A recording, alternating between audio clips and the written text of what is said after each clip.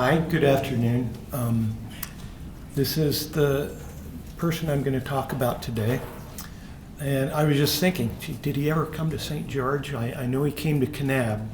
Maybe he came to St. George on the way up to Salt Lake City. He went to Salt Lake City at some time. But I got interested in Ganado Mucho when I was writing a biography of Jacob Hamblin. And he appears a number of places in that story, and he became a solid friend and ally of Jacob Hamblin in Navajo territory. And also, he and his friends often would come up to Utah and trade with Utahns here. And so as I was researching Jacob Hamblin, I started researching Ganado Mucho, and I wanted to, as with all of the Indians I wrote about, I wanted to really see life from their perspective, not just us Mormons looking at the Indians, but how the Indians saw this interchange with Mormons. And so I got interested in Ganado Mucho, so I decided I would like to write about him, write a book about him. So I've written a biography of him. And I wanted to not leave Mormons out, but do it totally from a Navajo perspective.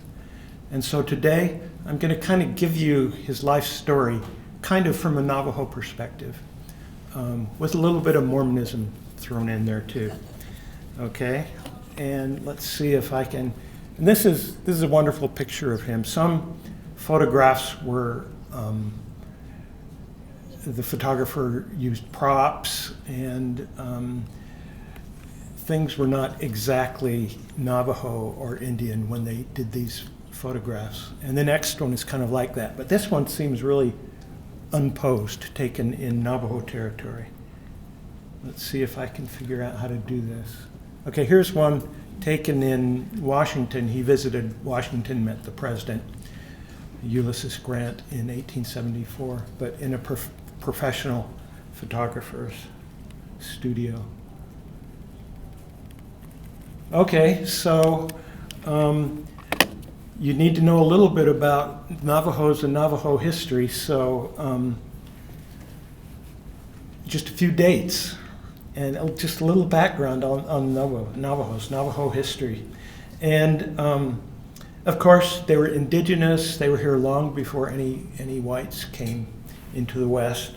But in the late 1500s, early 1600s, Spaniards came and settled in New Mexico. And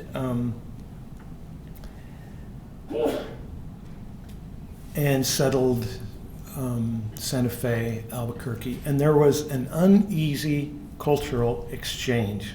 And by that I mean, in some ways, it was a really good cultural exchange that helped both sides. In other ways, it was very painful. In the southwestern borderlands, slavery was a reality, and Mexicans often would do raids on Navajos, and they would capture women and children, kill the men maybe, capture the women and children, and take them back to Albuquerque and Santa Fe, and they would become slaves of the Mexicans there. And there was also slavery among the Indian tribes, as we'll see. But one of the things that they did share with the Navajos that the Navajos loved was sheep and horses. And the Navajos became expert horsemen and expert shepherds, and they loved sheep. It became an integral part of their culture as we know it now. Okay, 1846, U.S. took over New Mexico, and they started building forts. They built one very important fort in Navajo territory called Fort Defiance. In 1862, the military leader, James Carleton, decided that all Navajos should go to a reservation in eastern New Mexico, and so he rounded them up and sent them, to eastern New Mexico. And it's called the Long Walk, and it was a terrible ordeal for the Navajos. Many Navajos died on the way to the reservation, and the reservation is called Bosque Redondo, and that was also a disaster for the Navajos. They had bad water. They didn't have forests to have wood they could burn in the winters to have warmth, and they were at the mercy of Comanches from Texas sometimes. And so in 1868, there was James Carleton was released from his position, and there was a meeting of leading Navajos and William Tecumseh Sherman, and they allowed Navajos to go back to their beloved homeland. And I'll have a map in a minute, and you can see what happened. Okay, but after this return home, it was a whole new era for Navajos, and it had to be peaceful. There could be no more raiding on either side.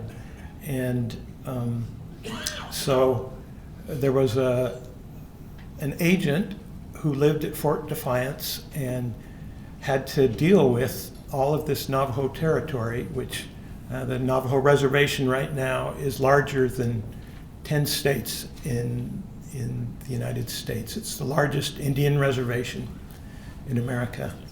And it was tough for these agents to keep track of this huge Navajo reservation. And another challenge, another issue is that these agents were always sent from Washington, appointed from Washington. And so you had good agents and you had bad agents.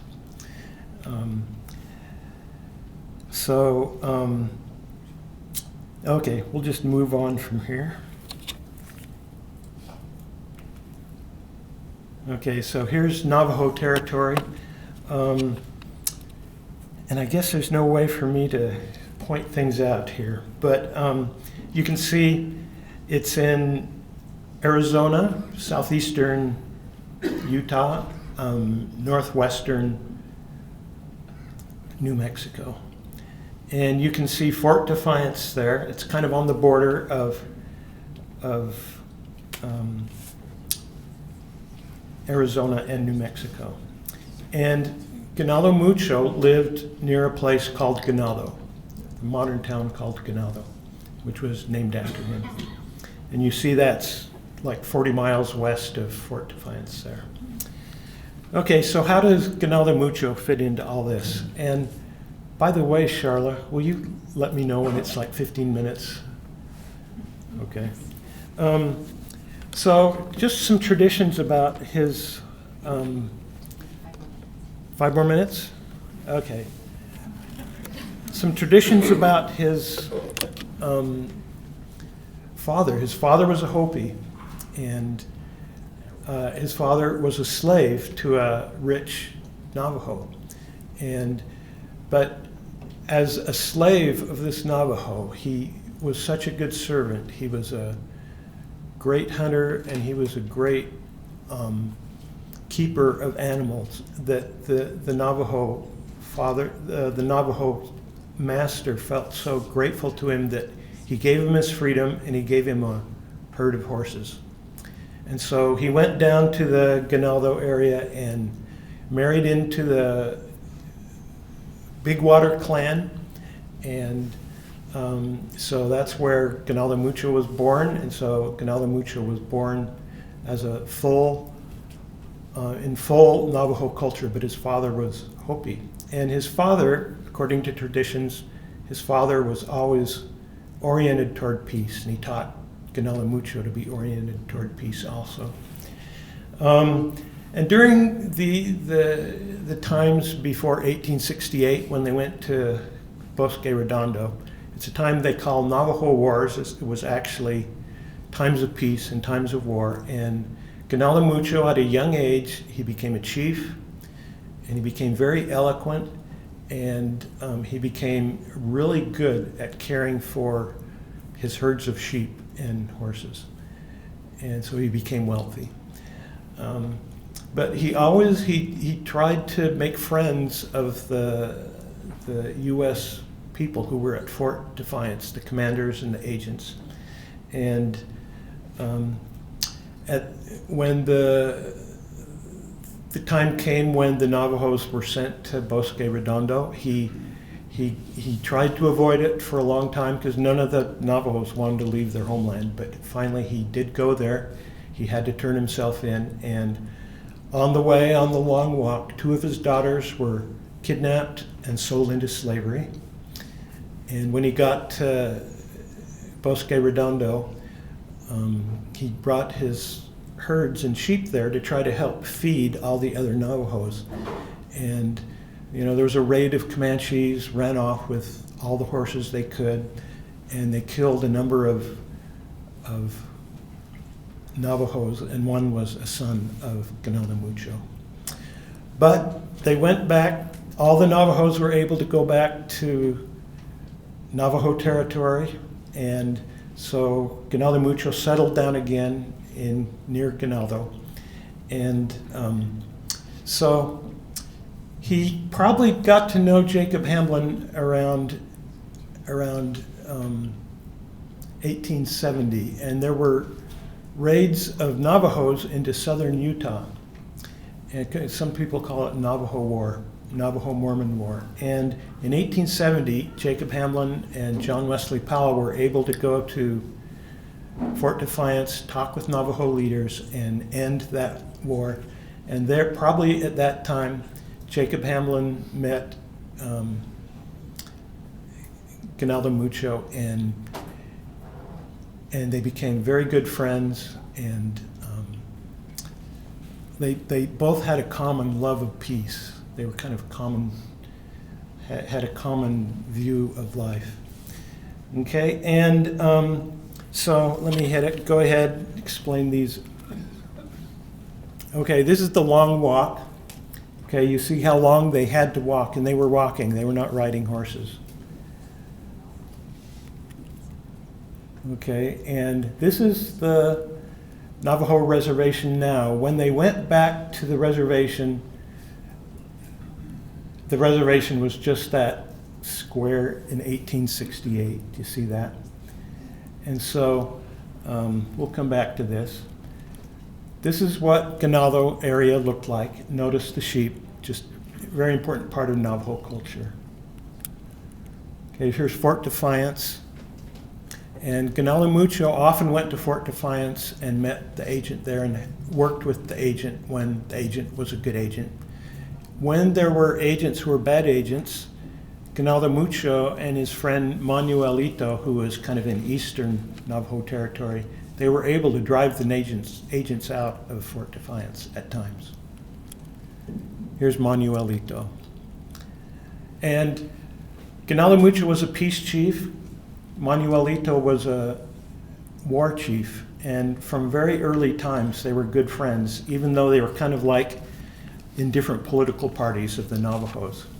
And after 1868, these were the 2 main leaders, and Manuelito kind of became a peace chief.